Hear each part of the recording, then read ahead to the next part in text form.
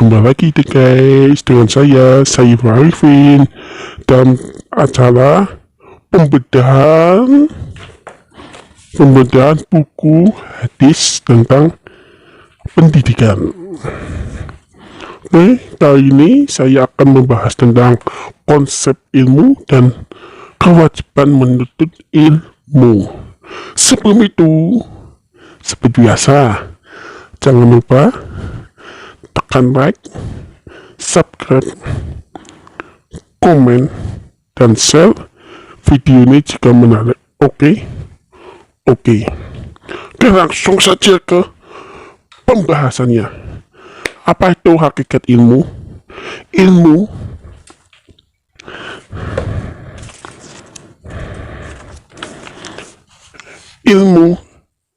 adalah lawan kata dari kebutuhan.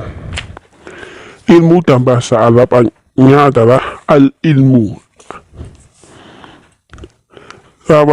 Lawan dari ilmu tersebut adalah kebutuhan atau nakidul jahri.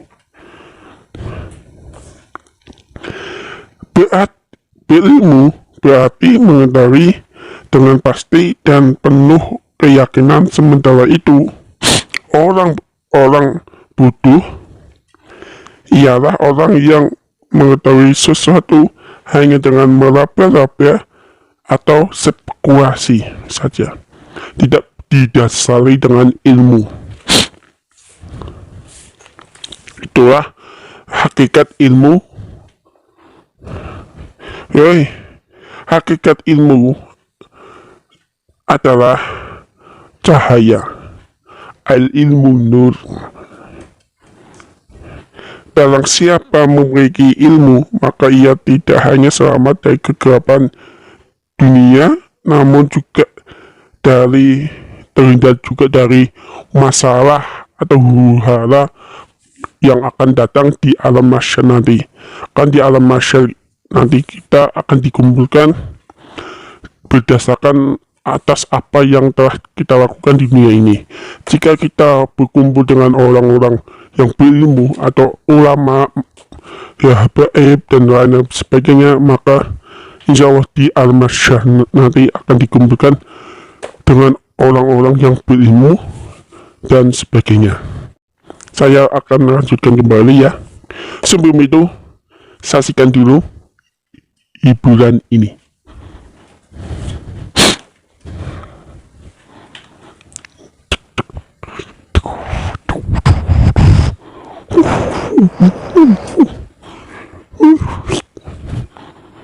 Jangan lupa subscribe. Wah. Oke, lanjutkan lagi. Sampai mana? Barang siapa memiliki ilmu, maka ia tidak hanya selamat dari kegelapan dunia, namun juga dari huru-hara alam mahsyar nanti.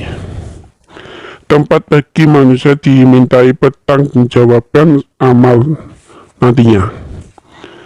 Mencari ilmu berarti mencari cahaya, mencari kecahayaan. Berarti jika menuntut ilmu berarti mencari cahaya ilahi, cahaya ilahi Rabbi yang menciptakan langit dan bumi dan kita semua termasuk makhluk. Dan cahaya itu cahaya itu simbolnya adalah kebenaran.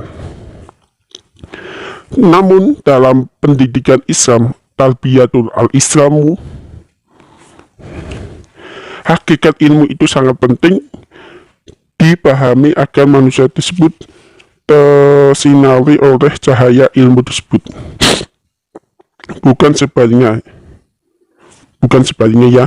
Bukan ilmunya yang menerangi kita, tapi kita yang akan disinari oleh pancaran keilmuan kita tersebut. Yaitu manusia semakin tertutupi dengan ilmu yang dimilikinya. Itulah hakikat ilmu yang harus kita pahami berdasarkan Rasulullah SAW telah menjabarkan cara menangkap hakikat ilmu dengan mencari, mengusahakan, dan mempelajarinya dengan penuh kesungguhan, keyakinan, dan kemantapan. Menuntut ilmu itu hukumnya wajib bagi seorang muslim. Apakah non-muslim wajib untuk menuntut ilmu? Jika orang non-muslim itu bisa, pada kita juga bisa sebagai umat Islam dituntut untuk menuntut ilmu. Ada pepatah yang menyatakan, ini bukan pepatah biasa ya, tapi ini hadis Nabi. Hadisnya doif atau apalah. Hadis yang berbunyi begini, utlubu ilma walaupun bisin. Tuntutlah ilmu sampailah ke negeri Cina. Yang kedua, tuntutlah ilmu dari Buayan sampai ke Liang Lahat. Maksudnya apa? Tuntutlah ilmu dari kecil sampai kecil hingga sampai meninggal nanti. Ketika meninggal nanti kita dipelajari tentang talqin. La ilaha illallah, cara menjawab pertanyaan-pertanyaan dari malaikat-malaikat Allah, yaitu penjaga alam kubur nanti. Jika kita berhasil menjawab pertanyaan-pertanyaan malaikat Allah, insya Allah kita akan terhindar dari siksaan alam kubur nanti. Itu masih kecil, siksaan alam kubur itu masih kecil, belum siksaan api neraka. Oke, kita lanjut lagi. Pada salah satu riwayat disebutkan bahwa Rasulullah SAW bersabda yang artinya, sesungguhnya para nabi tidaklah mewariskan dinar ataupun dirham. Mereka hanya mewariskan ilmu, dan siapa yang mengambilnya atau warisan ilmu tersebut, sungguh ia telah mengambil keuntungan yang banyak. Hadis riwayat Abu Dawud. Itu hadisnya. Warisan ilmu yang dimaksud tentu saja bukan sekadar ilmu, melainkan hakikat ilmu itu sendiri, yaitu ilmu yang menggiring manusia kedua kehidupan sekaligus. Dua kehidupan itu apa? Dunia dan akhirat. Karena hakikat ilmu harus menjangkau dua dimensi tersebut, tidak heran jika dalam kesempatan yang lain Rasulullah SAW pernah bersabda yang artinya, sesungguhnya Allah membenci setiap orang yang pandai dalam urusan dunia namun butuh dalam urusan akhiratnya. Hadis riwayat Muslim. Dua hadis ini menerangkan tentang keutamaan ilmu atau hakikatnya ilmu yang harus kita pelajari nantinya atau harus kita tuntut. Merujuk kedua hadis tersebut, pandai atau memiliki ilmu dalam urusan dunia ternyata tidak cukup. Kita juga diwajibkan belajar memahami ilmu-ilmu yang mengandalkan penglihatan kita menembus akhirat. Itu.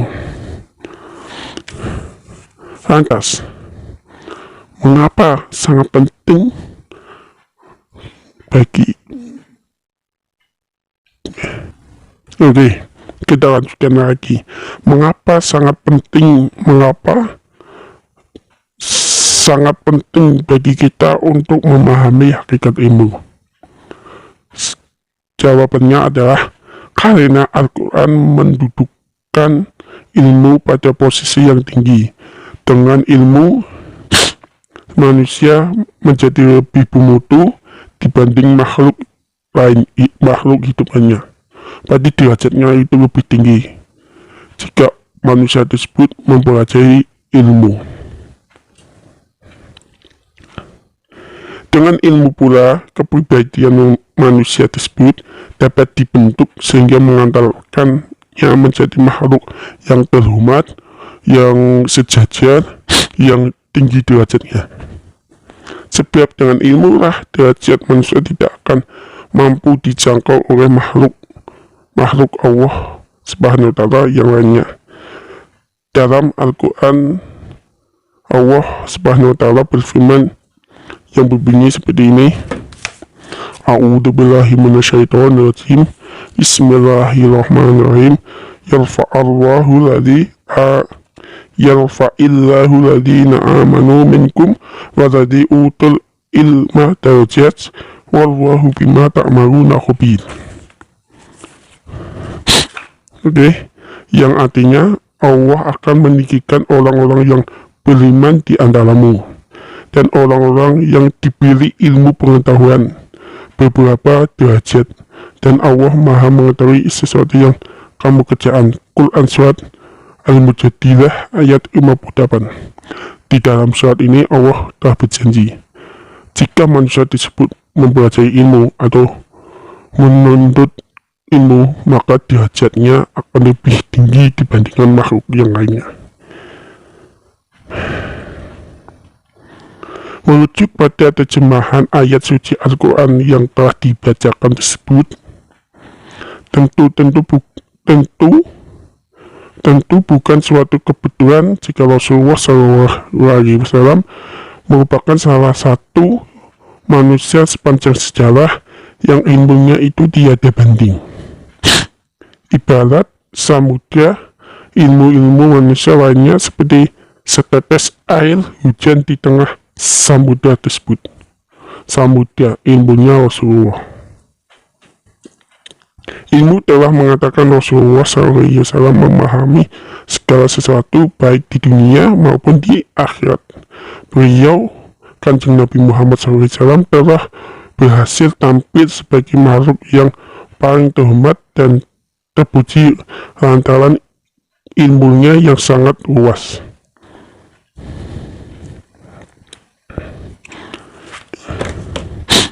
Itulah mengapa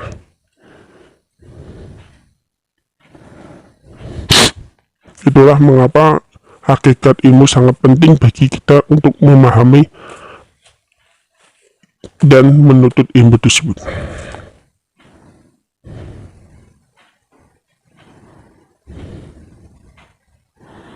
Dalam hal inilah amat penting bagi kita memahami hakikat ilmu, sebab ilmu bukan sekadar mengantarkan kita menuju kesuksesan hidup dunia, melainkan juga kejayaan di akhirat nanti. Pembahasan berikutnya mengenai kewajiban menuntut ilmu di video berikutnya. See you dan goodbye. Musik.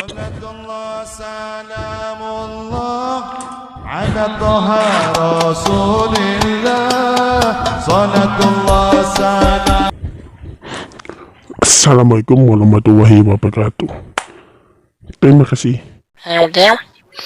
Dan kali ini saya masih mengajukan dan pembahasan tentang kemarin, yaitu konsep hakikat ilmu dan kewajiban menuntut ilmu. Jika bagi kalian yang belum menonton video sebelumnya, atau klik link di bawah ini. Oke. Kali ini saya akan sedikit membahas tentang kewajiban menuntut ilmu.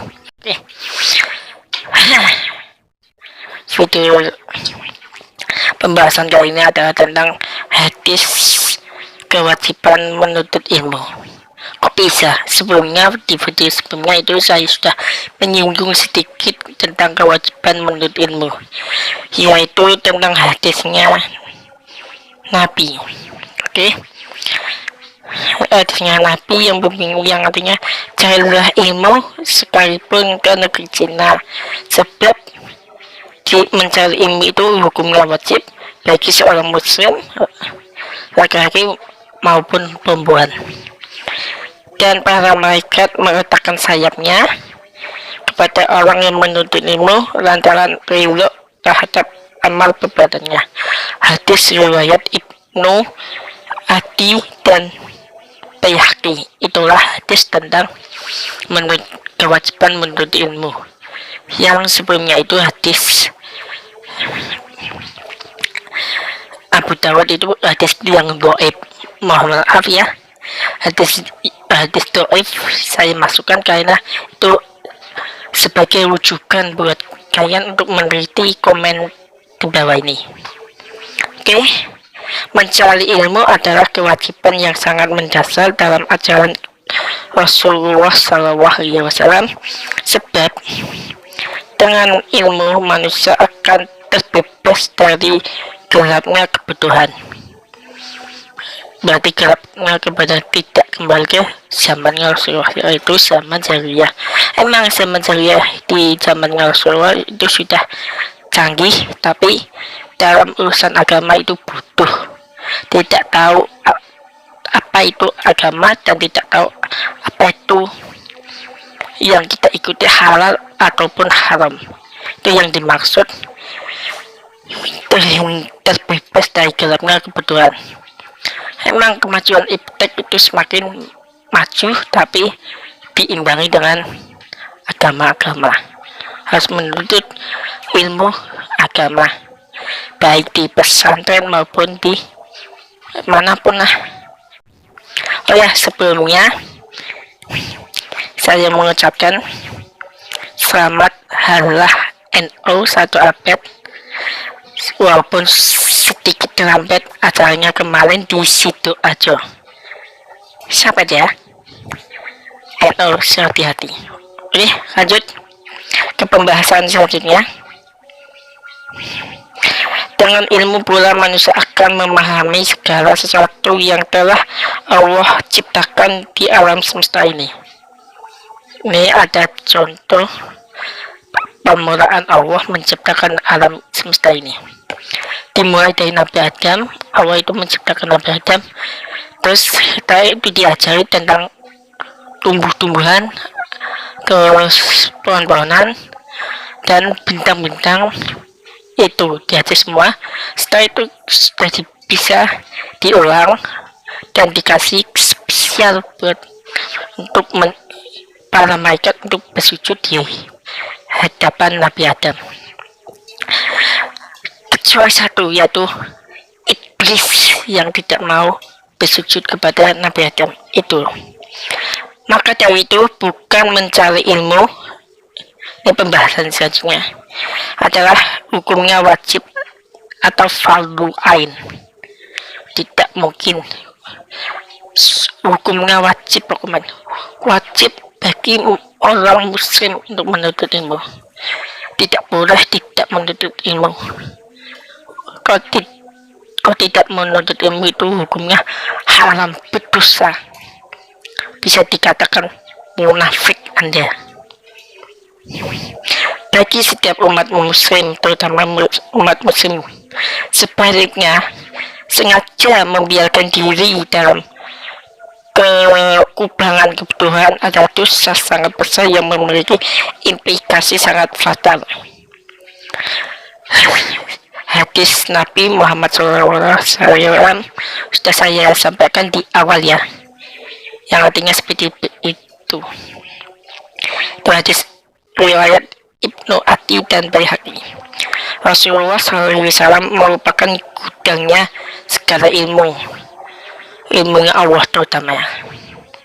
Berarti kitanya itu hanya setetes air hujan, di atasnya samudranya ilmunya Rasulullah. Kita harus mengambil atau mensuri taudarani Kanjeng Nabi Muhammad, karena beliau adalah akhlakul karimah dan plus ilmunya lebih banyak dibandingkan kita. Kita harus mencontohnya dalam segala bidang lah, bagi politik, ekonomi, sosial, agama. Itu harus meniru kebiasaan atau mengambil ilmunya Rasulullah. Bagaimana cara memimpin dengan baik, bagaimana cara berdagang dengan baik, bagaimana ucapan dengan baik, itu semua sudah dicontohkan oleh Rasulullah itu. Dan beliau membimbing mereka sesuai dengan kapasitas masing-masing. Dan sekarang kita memiliki kewajiban yang sama dengan para sahabat yang semasa baginda Nabi Muhammad. Dengan cara apa? Mengikuti dan meniru kebiasaan para sahabat dan ulama-ulama yang sudah diwariskan oleh baginda Nabi, yakni dengan belajar atau menuntut ilmu ke berbagai tempat. Berbagai tempat maksudnya itu dimanapun, kapanpun itu harus menuntut ilmu. Oke, kita pembahasan selanjutnya di video selanjutnya saja. Sekian dan terima kasih. Billahi taufiq hidayah. Assalamualaikum warahmatullahi wabarakatuh. See you and goodbye.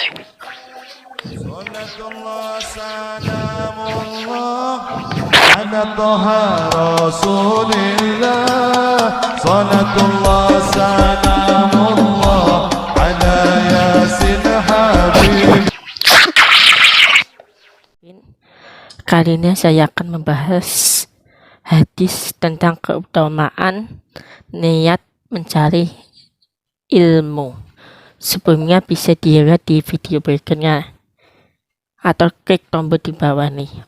Oke. Hadis tentang keutamaan niat mencari ilmu. Di sini sebenarnya ada dua hadis. Yang pertama keutamaan mencari ilmu. Yang kedua, hadis tentang niat atau tujuan mencari ilmu. Sebenarnya itu ada dua hadis, ada dua pembahasan, tapi saya menjadikan satu pembahasan biar lebih ringkas. Ada banyak keutamaan bagi orang-orang yang mencari ilmu. Manusia dimuliakan dengan ilmu. Manusia akan memiliki kedudukan istimewa di hadapan Allah karena ilmu. Ilmu adalah jalan terang yang menjadi penunjuk jalan hidup bagi manusia baik di dunia maupun akhirat nanti. Rasulullah SAW bersabda, barang siapa menempuh perjalanan untuk mencari ilmu, Allah akan memudahkan baginya jalan menuju surga jika ilmunya diridhoi. Kita lanjut saja dulu. Dan sesungguhnya para malaikat meletakkan sayapnya bagi penuntut ilmu yang ridho terhadap sesuatu ia kerjakan, dan orang-orang yang ada di langit dan bumi hingga ikan-ikan yang ada di air meminta ampunan atas dirinya yang berilmu, dirinya orang berilmu. Saya ulangi lagi ya, hingga ikan-ikan yang ada di air meminta ampunan atas diri orang berilmu tersebut. Keutamaan orang yang berilmu atas orang ahli ibadah seperti keutamaan bulan atas seluruh bintang. Dan sesungguhnya ulama adalah pewaris para nabi. Para nabi tidak mewariskan dinar atau dirham, ingat ya, tetapi mewariskan sebuah ilmu. Maka barang siapa mengambilnya, hendaklah ia mengambil dengan bagian yang sempurna. Hadis riwayat Abu Dawud dan Tirmidzi. Itu ya. Hadis Abu Dawud dan Tirmidzi. Berarti begitu mulianya ya orang yang menuntut ilmu. Sampai-sampai para malaikat mendoakannya. Sungguh beruntung jika dalam hidup ini kita menggunakan seluruh waktu dengan mencari ilmu, yakni untuk belajar dan menebarkan kebaikan. Sungguh mulianya ya, kita mencari ilmu saja didoakan, tapi dengan niat yang baik ya, jangan niat yang popularitas atau ingin tenang atau ingin viral, itu bisa membahayakan diri Anda masing-masing. Sesungguhnya kita diibaratkan sebagai perantau yang singgah sementara di alam dunia ini. Kampung halaman kita yang sebenarnya adalah di akhirat nanti sana. Semuanya diminta pertanggungjawaban di akhirat nanti. Bagaimana ilmunya disampaikan, apakah baik atau tidak, terserah. Di alam sana dimintai pertanggungjawaban oleh Allah atas amal-amal perbuatan kita selama hidup di dunia ini. Karena itu, jadilah perantau sejati yang mengerti tentang strategi perjalanan dan bertahan hidup. Untuk memiliki strategi itu tentu saja dibutuhkan ilmu. Tanpa ilmu, kita hanya akan menjadi perantau yang mudah dibelenggu oleh kegelapan dan kebodohan. Sudah jelaskan. Kita itu diibaratkan perantau. Perantau kan pasti akan pulang, ya kan? Itu perantau harus menuntut ilmu setinggi-tinggi mungkin. Perantau harus menuntut ilmu setinggi-tinggi mungkin sampai ajalnya mendekat, sampai dimintai pertanggungjawaban di akhir nanti sana. Dalam konteks inilah perkataan Ibnu Umar radhiyallahu an terkait sabda Rasulullah Shallallahu Alaihi Wasallam sangat masuk akal. Ibnu Umar suatu ketika berkata, Rasulullah SAW memegang pundakku, lalu beliau bersabda, jadilah engkau di dunia seakan-akan perantau atau orang yang sedang menempuh perjalanan. Jika engkau pada waktu sore, jangan menunggu sampai waktu pagi. Sebaiknya jika engkau pada waktu pagi, janganlah menunggu sampai waktu sore. Gunakanlah sehatmu sebelum sakitmu, dan gunakanlah hidupmu sebelum matimu. Hadis riwayat Bukhari. Tanpa ilmu yang berlimpah, kita akan menjadi manusia yang gampang diseret ke lembah kehinaan. Allah Subhanahu wa Ta'ala tidak akan memuliakan hidup kita lantaran kita tidak memiliki bekal berharga berupa ilmu. Maka carilah ilmu, belajarlah seolah-olah kita dipandang hina jika tidak memiliki ilmu. Carilah sebanyak-banyaknya sumber pengetahuan agar kita dimuliakan oleh Allah. Berarti hadis ini keutamaan mencari ilmu, ya. Mencari ilmu merupakan suatu kewajiban. Tujuannya tidak lain ialah agar lebih dekat atau takallub kepada Allah. Dengan mempelajari banyak ilmu, kita akan memiliki potensi untuk mendekatkan diri kepada Allah. Ilmu yang dipakai untuk dekat kepadanya sejatinya merupakan akhlak Rasulullah SAW, karena beliau itu adalah samudranya ilmu.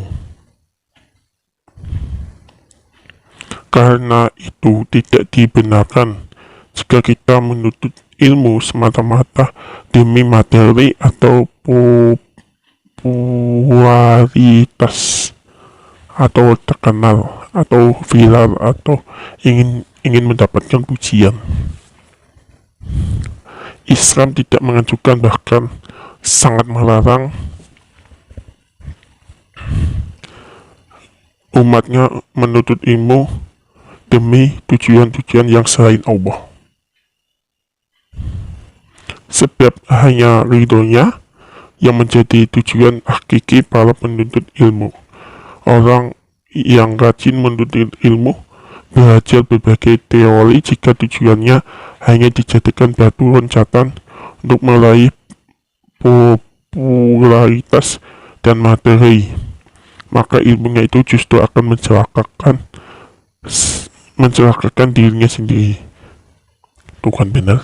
Jika selain ridhonya Allah bisa membahayakan. Seberapapun banyak ilmu yang dimiliki, tetapi jika diorientasikan kepada sesuatu yang duniawi, niscaya tidak akan bermanfaat dan berkah. Paham sampai sini? Semoga paham. Intinya itu harus mencari keberkahan dalam mencari ilmu. Dengan cara apa? Kita sekolah harus menghormati guru dan menghormati guru. Jika ada guru yang sudah masuk ke kelas, kita harus bersikap tenang dan mendengarkan apa yang disampaikan oleh guru tersebut. Jika guru tersebut bertanya tentang materi tersebut, materi yang ia diajarkan, maka kita sebagai siswa harus bersikap harus menjawab pertanyaan dari guru.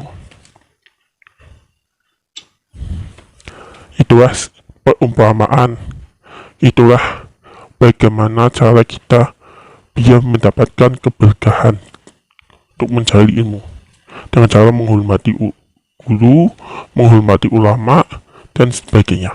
Gampang sih. Intinya harus mengharap ridhonya Allah, jangan yang lain. Akhlak seperti itu sangatlah tidak pantas dan mengundang murka Allah. Orang yang mencari popularitas lewat jalan ilmu biasanya memandang dirinya sendiri lebih baik dari orang lain. Penyakit hati inilah yang disebut riya. Jadi jika selain mengharap ridhonya Allah itu bisa membahayakan diri kita. Yang disebut penyakit hati itu namanya riya. Riya berarti merasa paling sempurna di antara manusia, bahkan lebih sempurna daripada Allah. Mengaku dirinya itu lebih sempurna dari Allah. Jangan sampai kita seperti itu. Kita harus mencari keberkahan dari ilmu tersebut dan menuntut ilmu dengan cara seperti ini. Riya merupakan kata lain dari penegasan bahwa diri kita lebih baik, lebih mampu, lebih berpotensi dari orang lain. Akibat dari riya tersebut adalah kita menganggap bahwa belajar ilmu yang dianggap bergengsi seolah tidak sah jika tidak dipamerkan atau diketahui orang lain. Diketahui orang lain sebab asumsi kita dengan cara seperti itu ingin mendapatkan popularitas dan materi yang bisa kita dapat. Itu bisa membahayakan diri kita sendiri. Sudah tidak mendapatkan keberkahan, sudah mendapatkan murka, terus bisa masuk ke lembah kehinaan. Ya, ingat jangan seperti itu. Disitulah letak bahaya ilmu yang diorientasikan kepada selain Allah. Al-Ghazali dalam Ithaf As-Saddah Al-Mutakin memberikan gambaran ihwal seseorang yang melakukan amal soleh termasuk menuntut ilmu, tetapi hatinya itu terdapat riya. Contohnya tentang sikap riya ialah belajar ilmu supaya mudah baginya mencari uang dan menjadi mulia di tengah masyarakat. Tidak dibenarkan dalam ajaran Islam itu, tidak. Haram hukum jika menuntut ilmu dengan popularitas atau materi yang ingin ia dapat.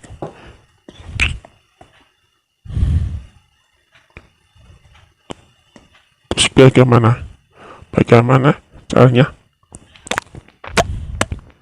Penegasan Al-Ghazali tersebut merupakan sindiran bagi orang-orang berilmu yang hatinya terselip niat-niat tertentu sehingga muncullah sikap riya, yaitu tidak ikhlas karena Allah. Oleh sebab itu, ilmu pengetahuan sebenarnya tidak bisa menjamin seseorang selamat dari siksa Allah.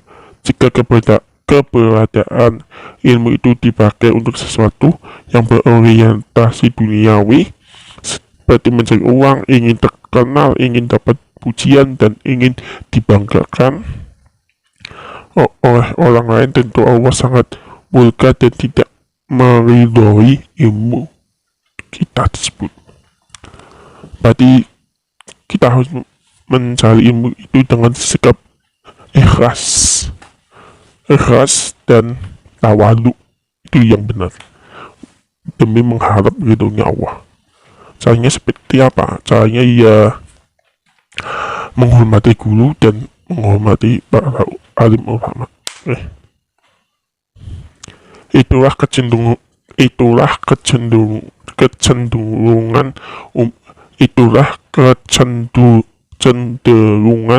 umum di dunia pendidikan kita.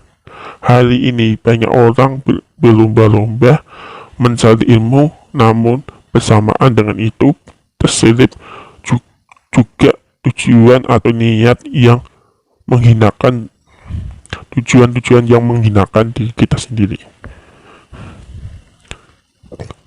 Dengan demikian, kalau kita sudah paham bahwa kecenderungan umum kita hari ini ia demi mencapai popularitas atau kejayaan, maka sudah saatnya kita melakukan evaluasi agar kita tidak menjadi manusia yang akan terjerumus ke lembah kehinaan, menjadi manusia yang rugi. Dikatakan rugi karena semua itu lain pengaruh nafsu buruk, dan setiap nafsu tidak akan membawa manusia pada jalan yang terang benderang, kecuali menyerutnya ke lembah kehinaan, bahkan bisa masuk ke lembah api neraka. Berangkat dari kesadaran inilah kita perlu meluruskan kembali niat kita dalam menuntut ilmu. Jika kita belajar tanpa kenal lelah, janganlah berpijak pada bisikan nafsu. Jangan dengarkan bisikan nafsu. Jika nafsunya ingin tenang, abaikan saja.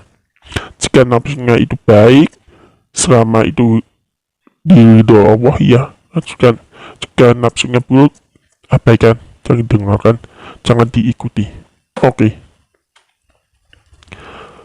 Kalau kita sibuk di dunia politik, misalnya contohnya di dunia politik,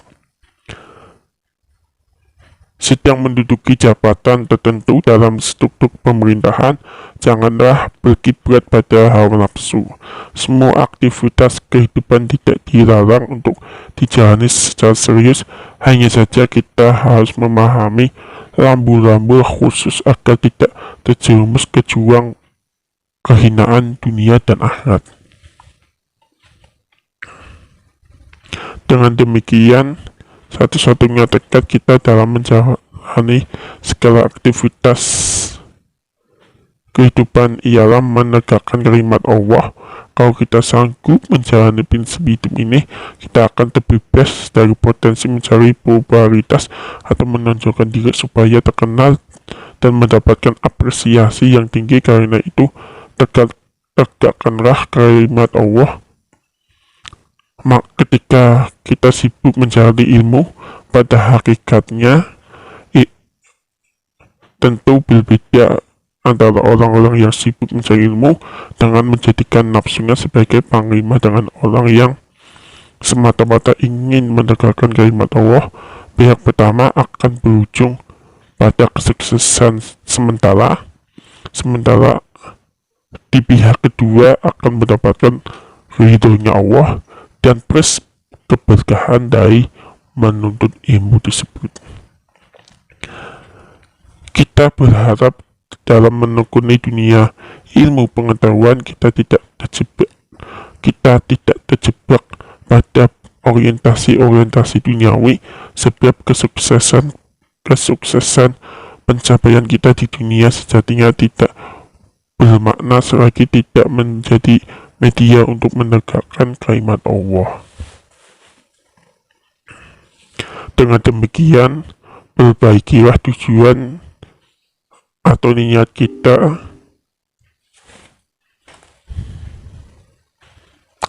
kita dalam mencari ilmu. Dalam konteks ini kita harus melakukan revitalisasi niat, artinya kita harus belajar memperbarui niat kita. Tanpa niat yang jelas, maka tujuan kita dalam mencari ilmu hanya akan sia-sia.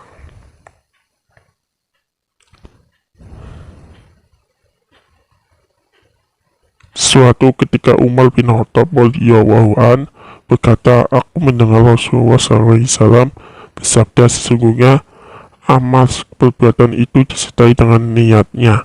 Barang siapa berniat hanya karena Allah dan Rasulnya, serta hijrahnya karena dunia yang diharapkan atau wanita yang ia nikahi, maka hijrahnya itu menuju sesuatu yang ia inginkan. Hadis riwayat Bukhari.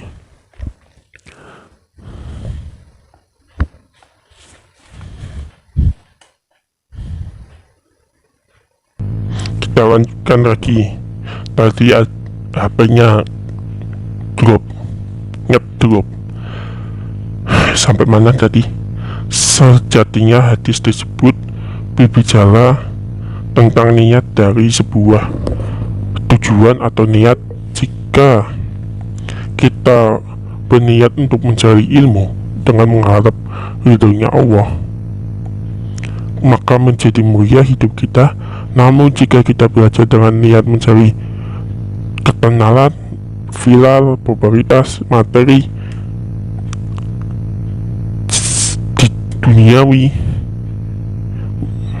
maka ilmu yang kita peroleh tidak akan bernilai di sisi Allah, tidak berkah, tidak manfaat, bahkan bisa membawa maldorot atau bahaya buat kita sendiri maupun orang lain.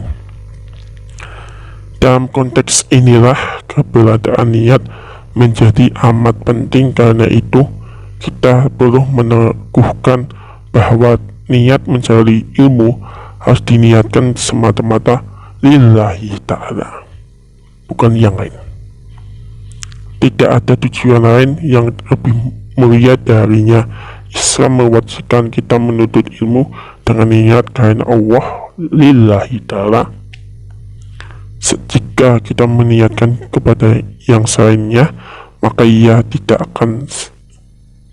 saja rugi di dunia, namun juga di akhirat. Tidak saja rugi di dunia maupun akhirat. Dengan demikian, harus dipahami bahwa niat merupakan kunci utama dalam menuntut ilmu. Seberapapun banyak ilmu yang kita dapatkan, selama tidak dilandasi dengan niat suci karena Allah, maka sia-sialah ilmu kita tersebut. Niat itu menentukan kualitas atau nilai sebuah aktivitas.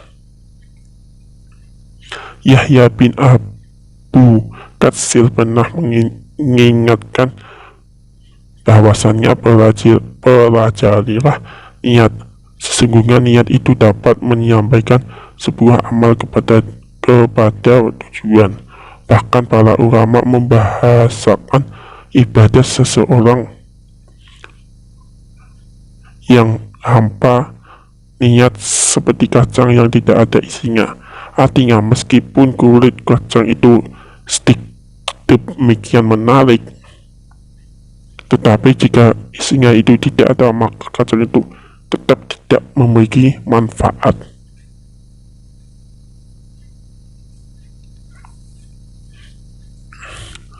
Itulah filosofi niat yang harus kita pahami agar waktu yang kita habiskan untuk belajar tidak menjadi sia-sia. Kenapa harus diniatkan lillahi ta'ala, sebab Allah Subhanahu wa Ta'ala yang memerintahkan kita belajar segala bentuk aktivitas sejatinya hanya diperuntukkan kepada Allah, bukan kepada yang lain. Karena itu niat menjadi pondasi pokok utama ibadah seseorang. Kiat kuat niat, karena niat kita semakin besar pula niat nilai kita di hadapannya. Allah Subhanahu wa Ta'ala berfirman, Qul inna sholati wa nusuki wa mahyaya wa mamati lillahi rabbil alamin la syarika wa bidzalika umirtu wa ana awwalul muslimin. Yang artinya, katakanlah sesungguhnya sholatku, ibadahku, hidupku dan matiku hanyalah untuk Allah, Tuhan semesta alam, tiada sekutu baginya, dan demikian itulah yang diperintahkan kepadaku, dan aku atau Muhammad adalah orang pertama yang menyerahkan dirinya kepada Allah. Quran Surat Al-An'am ayat 162-163. Jika dibaca selengkapnya, akan buka Al-Quran Anda masing-masing. Tolong dibacakan sendiri-sendiri. Arti dan terjemahannya tolong dibacakan ya. Hafat arti makna. Dibacakan langsung kirim di bawah ini. Langsung kirim saja komentar. Ayat itu mempertegas bahwa segala sesuatu yang kita lakukan sesungguhnya hanya untuk lillahi ta'ala, termasuk hidup dan mati. Dalam konteks ini yang dimaksudkan ibadah tentu bukan hanya sholat, puasa, zakat, haji atau umroh. Menuntut ilmu pun termasuk ibadah, sebab segala aktivitas kebaikan hakikatnya itu semua ibadah. Maka penting bagi kita membingkai semua amalan-amalan dalam balutan niat tersebut. Tanpa niat yang baik kepada Allah, kita tidak akan memperoleh kemanfaatan dari sesuatu yang telah kita lakukan, baik kemanfaatan dunia maupun akhirat. Rasulullah SAW bersabda, banyak amal perbuatan yang berbentuk amal dunia harus menjadi sebagian amal-amal akhirat. Dengan baiknya niat, dan banyak amal perbuatan yang berbentuk amal akhirat lalu menjadi sebagian amal-amal dunia dengan buruknya niat. Hadis Zernuji. Karena itu, jika kita termotivasi belajar bahamilah bahwa niat sangatlah menentukan. Karena itu, jika kita termotivasi belajar pahamilah bahwa niat sangat menentukan. Tuntutlah ilmu sebanyak-banyak mungkin dengan dasar niat yang bagus, hanya lillahi ta'ala. Jangan sampai kita terobsesi belajar hanya karena sesuatu yang tidak jelas tujuannya, seperti materi, kekenalan, villa, dan sebagainya. Oke, sekian dulu dari saya. Jika ada kesalahan mohon dimaafkan. Billahi taufiq hidayah. Assalamualaikum warahmatullahi wabarakatuh. See you.